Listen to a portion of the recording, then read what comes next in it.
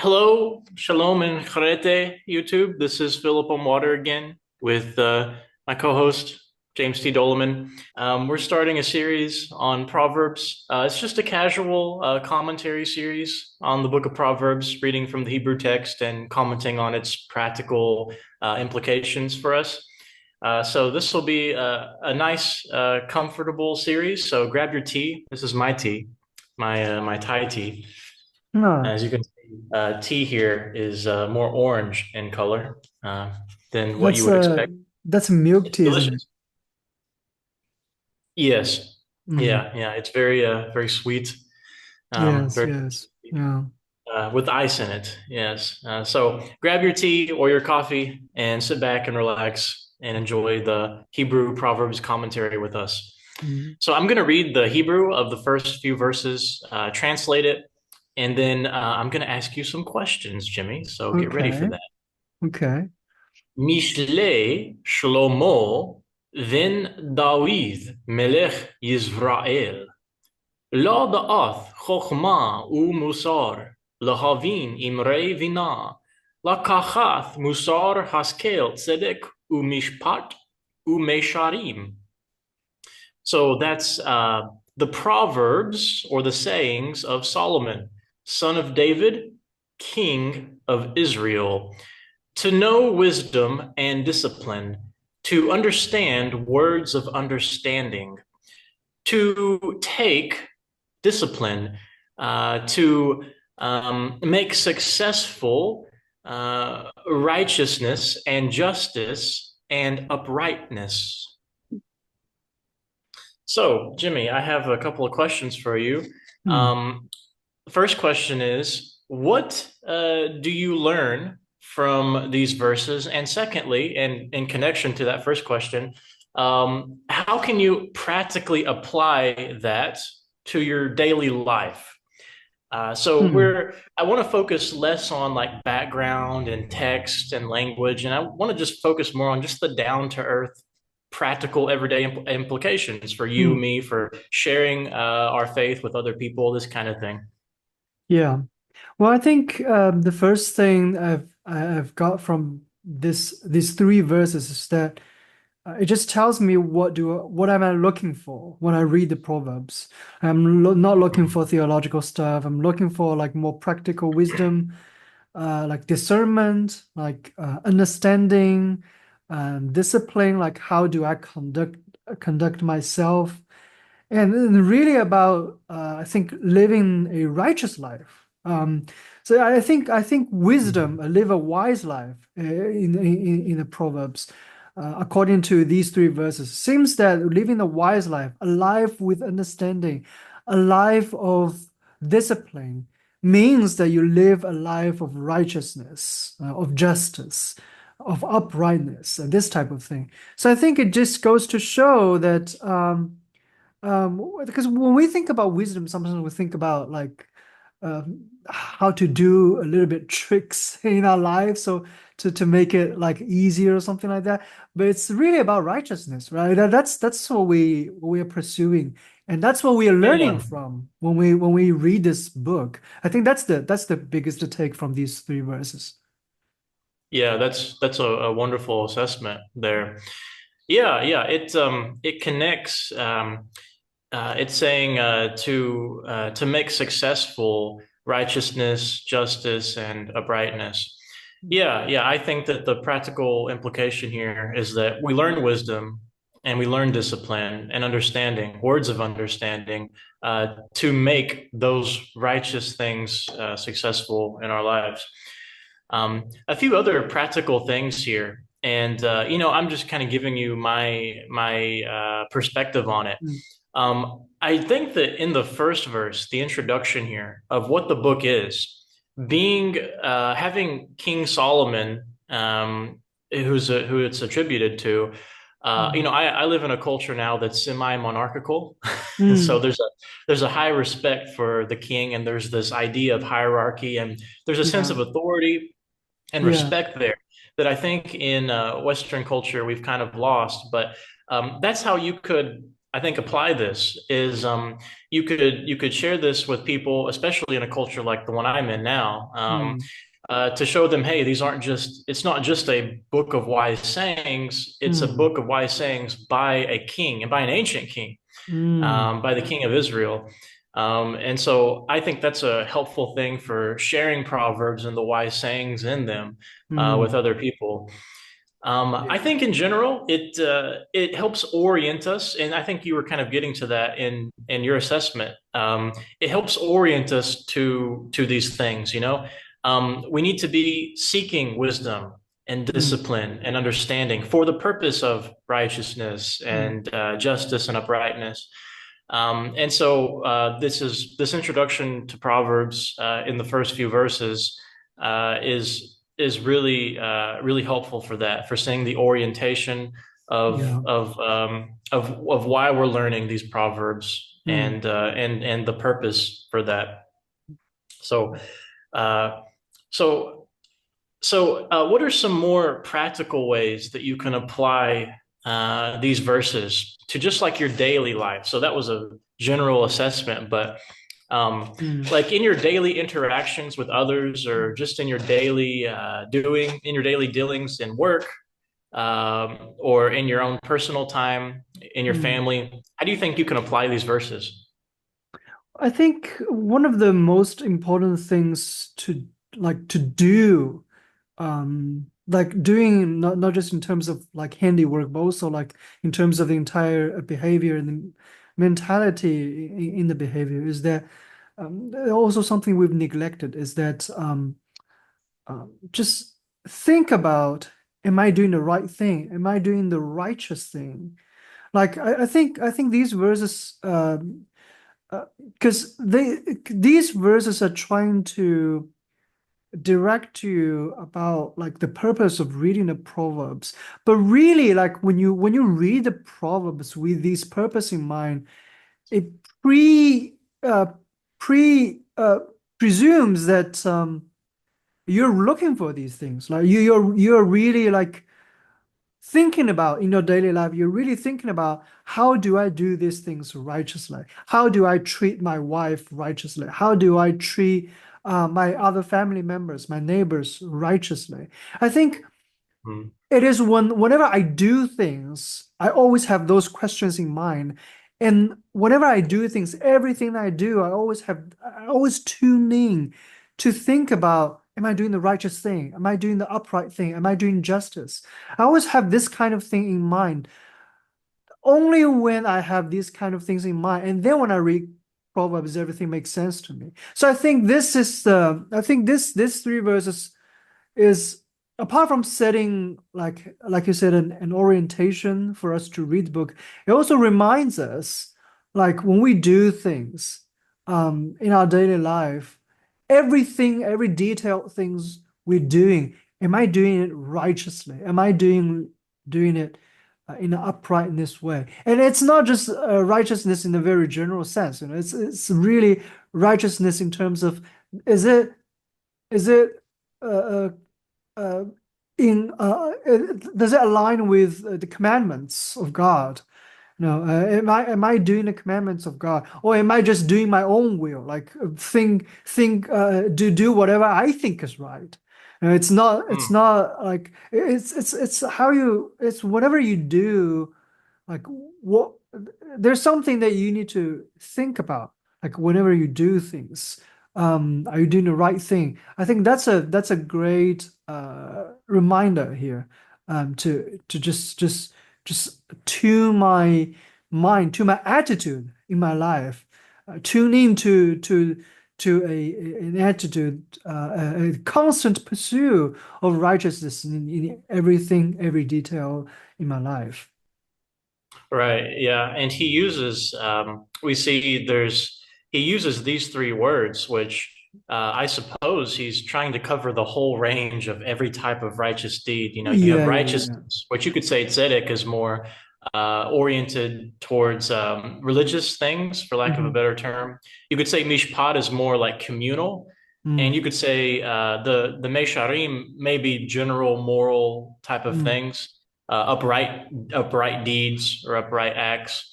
Yeah. So he is trying to, it looks like he is, the purpose of this is to make you successful for doing every kind of righteous or good thing, it Yeah. seems. I want to ask you specifically, Yeah. what do you think about him saying that in verse 3, to take discipline to make successful those things? It seems Mm. like he's zoning in on the discipline. Do you Mm. think that discipline is something we maybe lack sometimes I in do our walk? actually. Yeah. I think discipline is something that modern people really lack. Well, you are living in a like sort of a semi-pre-modern society now. So probably you feel less about that. And I come from a sort of like a pre-modern, semi-pre-modern cultural background, so I can see the discipline part of it in my upbringing. Um, but that's something like when you grow up, especially living in the Western world, I think that's something like really missing. Like you don't have discipline. You don't have chastisement, especially in American culture. Like, it's like you don't tell me what I do. Like, I do whatever I want. Yeah. This kind of We need mentality. to tame our emotions, right? We need to Yeah, tame yeah, yeah, our passions. yeah, I yeah, feel like you're kind of getting there, right? That's kind yeah, of the direction, yeah, yeah, yeah, yeah, yeah. Yeah. right? So it's like the discipline part is the chastisement is like it's also like the order of doing things, like the order, Mm. the correct order of my daily doing things. What is my priority?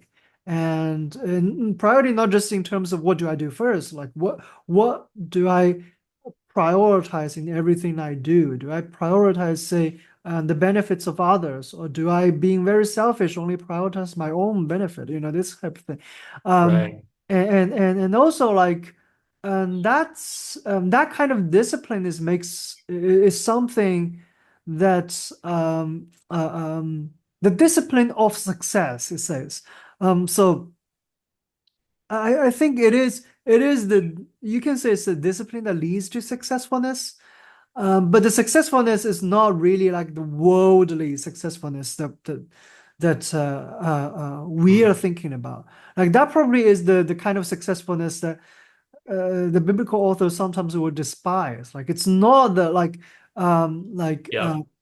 if you are in the Western calendar, following the Benedictine prayer rules, you read the evening prayer today, and that will be like the psalm today would be talking about something like those who like accumulate a lot of treasures and wealth in the world, like God despised them because these things are really like worthless. It's not this type of success. That's not something you need to pursue.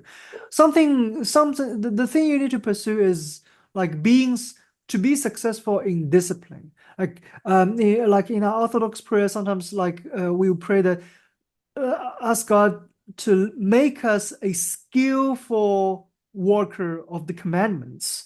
It is the Mm. successfulness in in doing the commandments. It is a successfulness in the discipline, and I think that's the true success. Like that. Mm. If you see success this way, it really changes your perspective of like what do you pursue in life. So every details it's not just every details in the things you do. It's also like the general direction of your life. What are you pursuing? Like everyone is pursue some sort of success. Everyone is pursue some kind of if it's not success, at least it's some kind of like smooth life, more uh, easy, convenient, or comfortable life, that kind of thing. Like, but what is really the thing that you need to pursue? Like, it is really like the ultimate goal is really the righteous to live a righteous life. That is ultimately what Mm. determines the goal of a person's life. I think this is the discipline of success. I think that's a um, very interesting. How do you say? Um, sets a very interesting tone here. Like it tells you, like, what do Yeah, you? This word sakal can also be understood as to have skill. So you talked about skillfulness there, and Yeah. so it can mean like to have skill as well. So this could be like the musar could be like training to Mm, have skill mm, in doing righteousness mm, and justice and mm. uprightness or upright deeds. So I think that that falls in line exactly with where you're going with that. Yeah. I want to bring you back real quick to the Musar again, the discipline. Mm, So something that I think maybe we lack and that we could do more, like just in our daily lives, is not shunning the idea of discipline. Like I think that at least the Western culture, our modern American Western culture, mm, we've kind of moved away from mm. this idea of having discipline. Like for instance, you can't spank your kid anymore. That's considered abuse. Like this type of thing. Mm, But the discipline is good for you. There's a mm, difference between abuse and discipline. The problem is that people abuse a good thing, right? And so mm, it's like people tend to abuse good stuff, and then people will falsely associate the good thing with the abuse. mm. But as long as you discipline in the right way, discipline is what makes you skillful in doing and being Yeah. morally good. So you need that. Yeah. And so if we just if we don't discipline, then it's going to be hard for us to have the Mm, skill, the sakal, or mm, to for us to have the success mm. in the righteousness. So you have to be trained, and I think that Yeah. you can extend it to not just like you and me right now, but even like to our children. We need to discipline in the proper way Mm, the next generation and train them. That would mm. be the musar, and train them to have the skill to do righteousness Yeah. and justice and upright deeds. Yeah. So we need to move away from this whole idea in our culture, I think, about don't offend anybody, don't Yeah. hurt Yeah. anybody, like, spanking Yeah. is abuse. Like, I'm just using spanking or paddling as an example. That's not the only thing I have in mind, but Right, right, that's right. just an example. I think it's a good example, but Actually, um, because in the Western yeah. world, basically, like the only place you have like very strong discipline, other than social, the social, socializing kind of stress or apart from that, like the only place you have real discipline is in the military. And what I've heard Mm. from some American military personnel is that in American military, a lot of young soldiers commit suicide, and I think part of the reason is because they've so used to that there's no discipline in their life at all. And now entered into a hyper disciplinary institution and they just can't stand it. But like the it is true that if you go to the military, of course, it's a hyper disciplinary institution, but at the same time, it's not that the discipline supposedly it's not that the discipline doesn't exist in the society. When you take the discipline away from the society, you have a big issue there. You do cause a lot of issue. We with such a big contrast, of course, you're gonna have a bunch of young soldiers just commit suicide, and that's a huge life loss. Those people are there to like supposedly fight for their countries, but now they're like they can't even fight for themselves. you know. Yeah.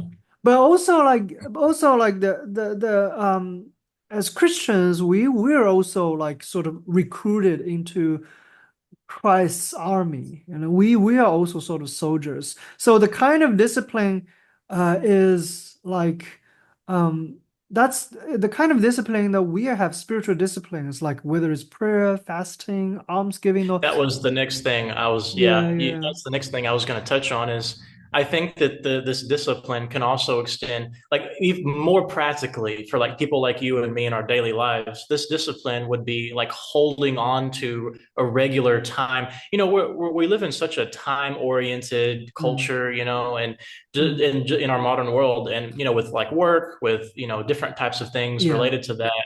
it's always about where can we fit stuff into our schedule. It seems to always go back to the time issue. Yeah, And you're touching on what I was about to get to, which was that I think that this yeah, discipline also extends to practically we need to devote some of our time, yeah,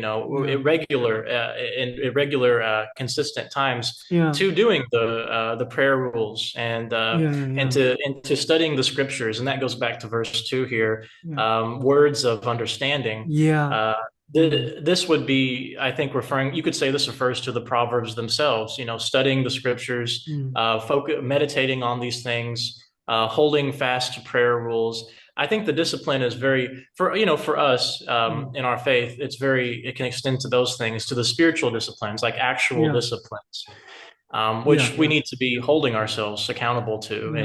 and doing. But yeah, go ahead. But What was, like you said, yeah. I think there's a very important element. Like I mentioned earlier before, like, it's like discipline also includes what you prioritize. Like you said, we're trying to like um like try to tight in those like things like prayers and reading scriptures into our daily life, like into our busy schedule.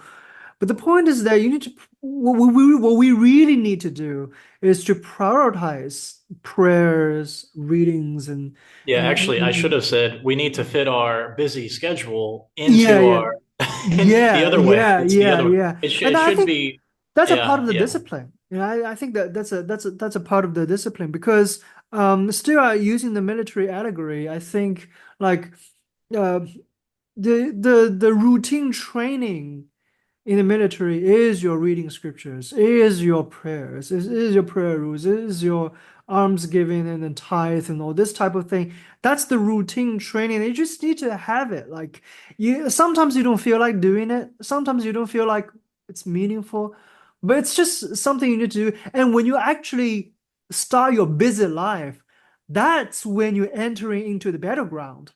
And Mm. without those basic trainings, you're gonna get defeated in your And we're all there, battleground. aren't we? Like we're all stuck in this. Most of us, at least, I would imagine, we're Right, stuck right, in right. this battleground Yeah, of, it's all about how do we segment our time with work yeah, and with everything else in our life. yeah.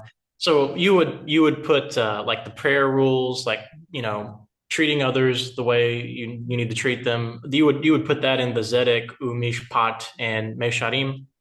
Well, I think So those yes. are more I specific applications of these. I think yeah, yeah. I think these will include that. Oh, but, well, I think um I'm sure it includes more than that, right? But Right, right, yeah. yeah, but I think that these will be a part of it, and a big part of it, like tzedek and mishpat, these two words constantly appears in Torah, so I think it also like sort of very specifically referring to like obeying the commandments in the Torah, in like and that obeying the commandments is not just doing moral things; it also includes worship. So of course it includes like well, in terms of Torah, it's making sacrifices, but in terms of our daily life, it's prayer, offering incense, and doing all this kind of small ritual things at home sometimes too. Like that's Mhm. also a part of the righteousness. That's for our Protestant friends, they always neglect that the ritual part of religious life, but actually Right, yeah. offering They think incense that and they yeah. think that that's the Catholic issue, right? It's No, they're no, that's actually ritualistic, proper they're an worship. establishment that is Pharisaic, or I don't know, it's kind of all blended together in some Yeah. way. And Yeah. I found I'm getting off on a different thing here, but I think I know the reason why. One of the big reasons why Protestants are very much against ritualistic stuff, and why they think it's Pharisaic. Mm, In Luke, in Luke's gospel, mm, there's one of the parables where whenever Jesus is trying to show the hypocrisy of the mm, Pharisees, the Pharisee in this parable or in the story, he says, I fast twice a week. I give my tithe. mm. And I think that Protestants they're misunderstanding that, and they're Yeah. associating what the Pharisee is doing is wrong. But it's not what he's doing. it's the way he's going about it. It's his Yeah. attitude, his orientation of it. Yeah. There's nothing wrong with fasting. There's nothing wrong with giving a tithe. And kind Yeah. of Yeah. funny Yeah. story. Ironically, most Protestant churches will want you to give a tithe, but they don't want to do the fasting though. They don't want to do That's right. so they won't do the fasting, but they will give the tithe. So That's it's a right. little inconsistent. But the point though is that there's like little verses like that, I think, in sometimes in the Gospels and so Protestants have this misunderstanding that the Mm. thing that they're doing, that the Pharisees are doing, like the actual action, is bad. But that's not the case. It's Mm. not the action. It's their frame of mind. It's their Yeah. Yeah. attitude. Yeah. It's the Pharisee was wrong because of his hypocrisy, not because of Yeah. fasting. Yeah. And of Yeah. course, Yeah. if you have the didache tells you to fast. So the That's issue right. is definitely one of of their frame of mind or the hypocrisy behind it, Mm. this kind of thing. Yeah. Yeah. Yeah. And so Yeah.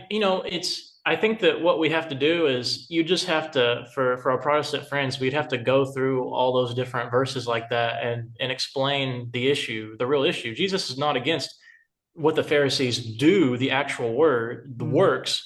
He's against whenever they're he's against whenever they're hypocrites. He's against Mm. whenever they're adding laws outside of Yeah. Yeah. Yeah. God's law. He's against that type of thing. Yeah. To Um, yeah, for the record, Jesus never said to the Pharisees, "You're heretics." Jesus yeah, only said yeah. to the He, Pharisees, "You're hypocrites. yes, You don't actually do it right." He's it's not not saying that, necessarily yeah, it's not necessarily the Pharisaic establishment. It's the specific people who are being hypocritical yes, that he yes, was against. yeah, And he even says, "Listen to the Pharisees; they sit on the seat of Moses." I mean, he yeah, says, yeah, yeah, but he says, "Don't be like them with their leaven." Right? The yes, leaven is their yes, corruption. He's against their corruption. He's not right, right, against. You right. could put it this way: He's against their leaven. He's not against the bread itself. That's right, that's right. Maybe you could put it that way. Yeah, So for well, the that's a record, little, yeah, we are not promoting Pharisaism here, so don't mistake yeah. us. Yeah, that people could misunderstand that. Yeah, Yeah. we're not promoting Pharisaism. Mm, We're promoting a correct understanding of the Gospels, mm. and I think the issue is that it's just so easy to misunderstand something like the Yeah, Bible. yeah, yeah, yeah. It's so distant from us in many ways. So, anyways, that's getting off into Yeah, yeah. Let's the go back to the rabbit practical part trail, of it. but.